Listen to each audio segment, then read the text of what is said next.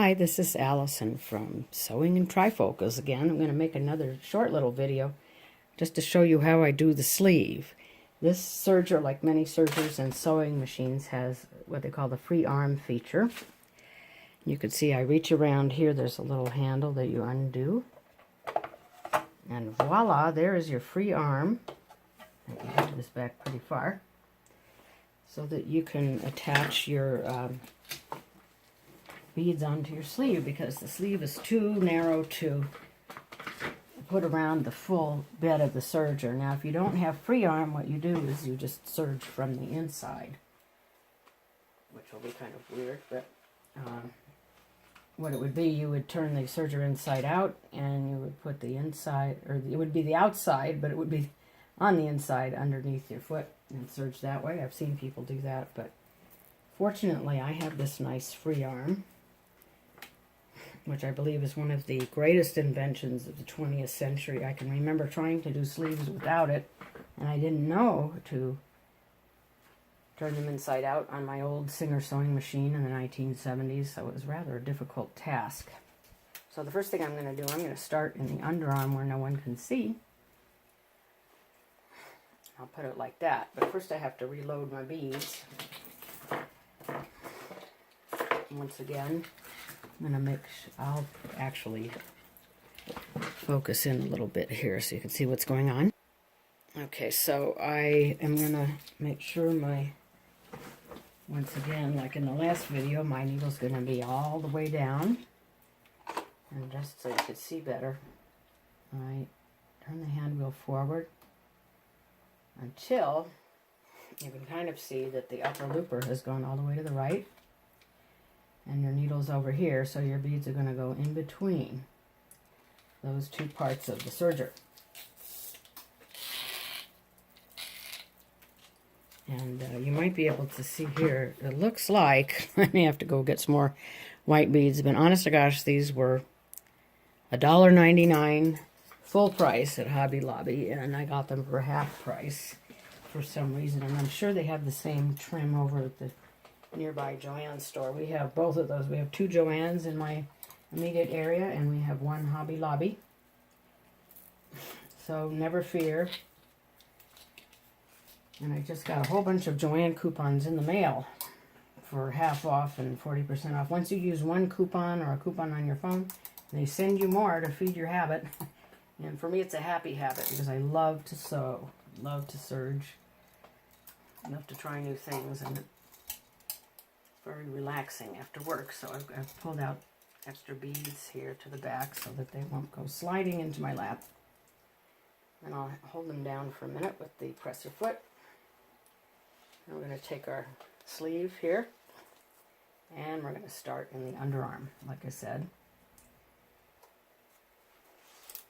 And of course, it's the same technique before. It's just that, as before, I should say, it's just that I'm doing this on a sleeve and using the wonderful free arm feature.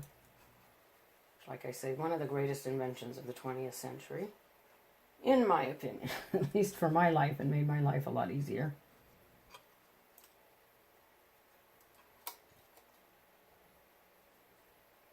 Okay, now I'm going to put the presser foot down.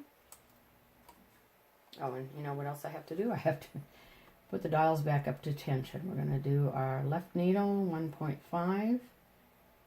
The upper looper is at 3, and the lower looper is at 6.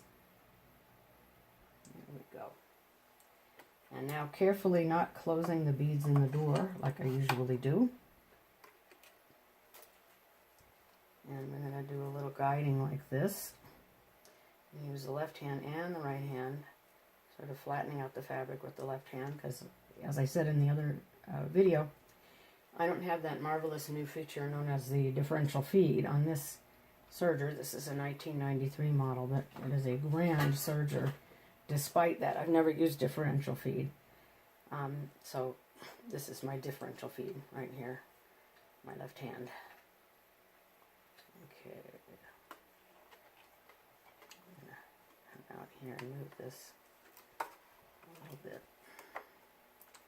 Looks like it moved it a little bit further than the edge of the, there we go. You don't want it to be extending beyond the edge of your presser foot, because you will wind up with your upper looper poking into the fabric, and it's a mess to get it out, believe you me. I have done that before. And now we got the presser foot down. I'm going to kind of be guiding the bead and the fabric. That's why I'm glad I have more than one finger. There we go.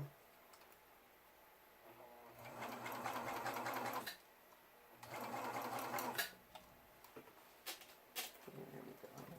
Let's loosen this up a little. Since this is short, I'll do the whole sleeve on video here. This is the first sleeve I've ever done, or I've ever beaded, I should say. I've never beaded a sleeve on my sewing machine yet, but when I get round to that, I will show. Perhaps I'll find an old t-shirt or something and I can show you that on the sewing machine.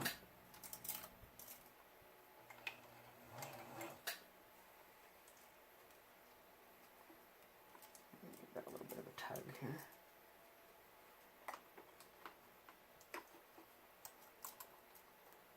It's kind of crinkling up a little, so I'm going to stretch it. This is definitely not a fast process, but it's faster than if you tried to sew them on my hand. And of course I work full-time and I commute, so I don't really have time to hand bead anything. There we go. Okay, and I'm tucking the part of the sleeve that's already done right there to the back of the free arm.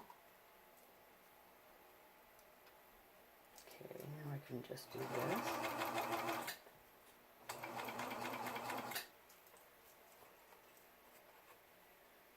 There isn't a lot of space back here from the sleeve and the beads and everything. So you do have to kind of do a little adjustment here. I'm going to lift up my needle and give it a little pull. It might be a little bit wrinkly on the sleeve. I don't know. Hopefully not too bad.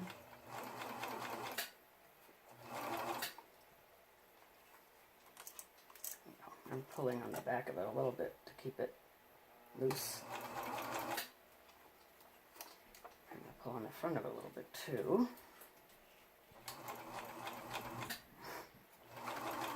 There we go.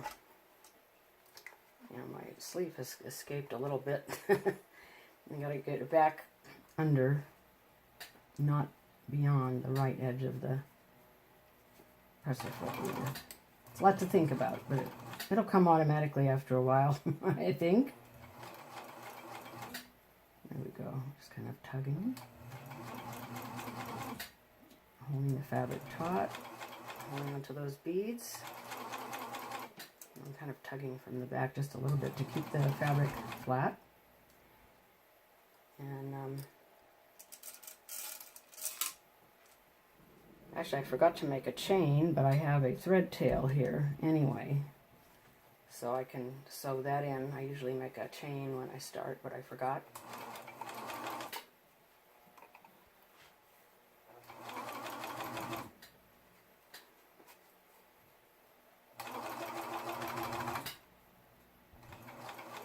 Okay, I'm coming up on the end.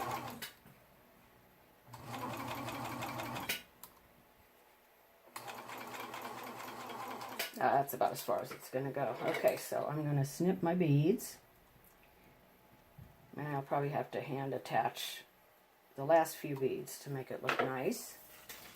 And once again, like I said in my last video, I turn all the tensions down to 0. Okay, and then I'm going to lift the presser foot. I'm going to move the, wiggle the hand wheel a little bit and also wiggle the fabric. Get everything free. Now,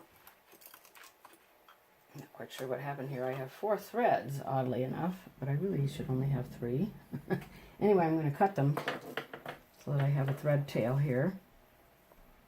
Maybe one of the threads from the other end got stuck under the serger needle or in the feed dogs, but here I have my 2 tails, and if you can, well, you can't really see them. Let me do this. Okay, I have 2 thread tails, And I'll just tack them down, or sew them in the inside here, so you won't see them.